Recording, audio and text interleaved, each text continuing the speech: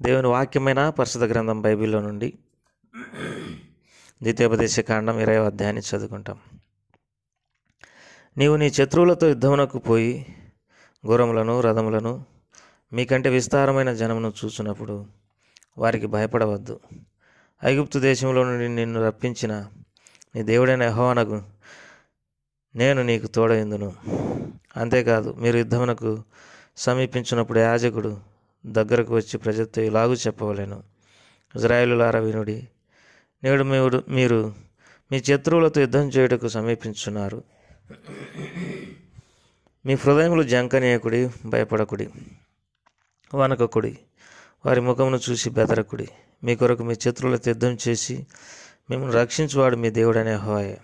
మరియు నాయకులు జనులతో చెప్పవలసినదేమనగా, కొత్త ఇల్లు కట్టుకుని వాడు గృహప్రవేశం కాకమునిపే యుద్ధంలో చనిపోయిన ఎడల వేరొకడు దానిలో ప్రవేశించును గనుక అటువాడు తన ఇంటికి తిరిగి వెళ్ళవచ్చును. ద్రాక్ష తోట వేసి ఇంకా దాని పండ్లు తినక ఒకడు యుద్ధంలో చనిపోయిన ఎడల వేరొకడు దాని పండ్లు తిను గనుక అటువాడును తన ఇంటికి తిరిగి వెళ్ళవచ్చును. ఒకడు స్త్రీని ప్రదానం చేసుకొని ఆమెను ఇంకను పరిగ్రహింపక మునిపే యుద్ధంలో చనిపోయిన ఎడల వేరొకడు ఆమెను పరిగ్రహించును గనుక అటువాడును తన ఇంటికి తిరిగి వెళ్ళవచ్చును. నాయకులు జనులతో, ఎవడు భయపడి మెత్తని గుండె గలవాడగునో వాడు తాను అధైర్యపడిన రీతిగా తన సహోదరుల గుండెలు అధైర్యపరుచుకున్నట్లు తన ఇంటికి తిరిగి వెళ్ళవచ్చునని చెప్పవలెను. నాయకులు జనులతో మాట్లాడుతూ చాలించిన తర్వాత జనులను నడిపించుటకు సేనాధిపతులను నియమింపవలెను. యుద్ధం చేయుటకు మీరొక పురం మీదికి సమీపించినప్పుడు సమాధానం నిమిత్తం రాయభారమును పంపవలెను. సమాధానం అనేది మీకు ఉత్తరం ఇచ్చి గుమ్మములను తెరిచిన ఎడల దానిలోనున్న జనులందరూ నీకు పన్ను చెల్లించి నీకు దాసులగుదురు. అది మీతో సమాధాన పడక యుద్ధమే మంచిదని ఎంచిన ఎడల దాన్ని ముట్టడి వేయుడి. నీ దేవుడైన యెహోవా దాన్ని నీ చేతికి అప్పగించినప్పుడు దానిలోని మగవారిని అందరినీ కత్తివాత తంచవలెను. అయితే స్త్రీలను, చిన్నవారిని, పశువులను, ఆ పురంలో ఉన్నది యావత్తును దాని కొల సొమ్మంతటిని నీవు తీసుకునవచ్చును. నీ దేవుడైన యెహోవా నీకు ఇచ్చిన నీ శత్రువుల కొల సొమ్మును నీవు అనుభవించదు. ఈ జనముల పురములు గాక నీకు బహు దూరముగా ఉండిన సమస్త పురములకు మాత్రమే ఇలాగున చేయవలెను. అయితే నీ దేవుడైన యెహోవా స్వాస్థ్యముగా నీకు ఇచ్చున్న ఈ జనముల పురములలో ఊపిరిగల దేనిని బ్రతకనీయకూడదు. మీరు అనగా హిత్తీయులు, అమోరీయులు, కానానీయులు, పెరిజ్జీయులు, హివ్వీయులు, యెబూసీయులు అనేవారు తమ తమ దేవతల విషయమై చేసిన సమస్త హే కృత్యము రీతిగా మీరు చేసి నీ దేవుడైన యెహోవాకు విరోధముగా పాపం చేయుటకు వారు మీకు నేర్పకున్నట్లు నీ దేవుడైన యెహోవా నీకు ఆజ్ఞాపించిన ప్రకారంగా వారిని నిర్మూలం చేయవలెను. నీవు ఒక పురమును లోపరుచుకున్నట్టుకు దాని మీద యుద్ధం చేయొచ్చు. అనేక దినములు ముట్టడి వేయినప్పుడు దాని చెట్లు గొడ్డలి చేత పాడు చేయకూడదు. వాటి పండ్లు తినవచ్చును కానీ వాటిని నరికివేయకూడదు. నీవు వాటిని ముట్టడించుటకు పొలంలోని చెట్లు నరులా, అట్టి చెట్లను నువ్వు కొట్టకూడదు. ఏ చెట్లు తినదగిన పొలంలోనిచ్చున్నవి కావని ఎరుగుదో వాటిని పాడు చేసి నరికి నీతో యుద్ధం చేయు పురం పొడు వరకు వాటితో దానికి ఎదురుగా ముట్టడి దిబ్బ కట్టవచ్చును. దేవుడు ఈ మాటలను మన కొరకై దీవించి ఆశీర్వదించినట్లుగా ప్రార్థన చేసుకుంటాం.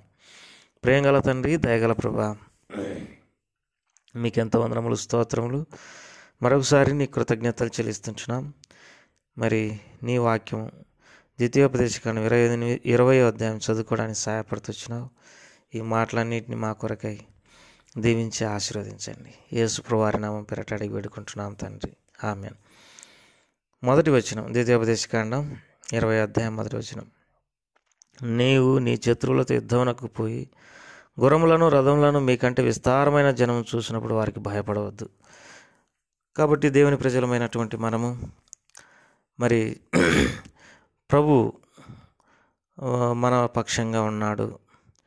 దేవుడు మనకు తోడై ఉంటాడు. తర్వాత తన బిడ్డల పక్షంగా దేవుడు యుద్ధం చేస్తాడు.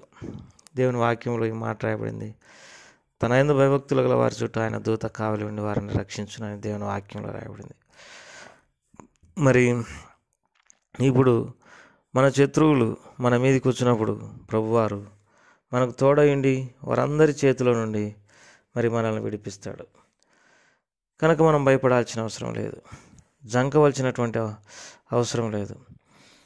తర్వాత ప్రభువారు మరి ఏ రీతిగా తన ప్రజలను కాపాడుతూ వచ్చినాడో బైబిల్లో అనేక సందర్భాలు దేవుని వాక్యంలో ఉన్నాయి. కొన్నిసార్లు స్వయంగా ఆయనే వారి పక్షంగా మరి యుద్ధం చేస్తూ వచ్చినాడు.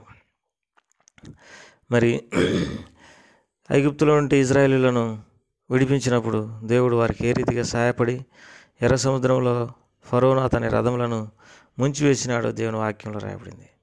అంతేకాదు దేవుడు ఐగుప్తులకు ఏ రీతిగా తీర్పు తీర్చినాడో దేవుని వాక్యంలో రాయబడింది. అదే రీతిగా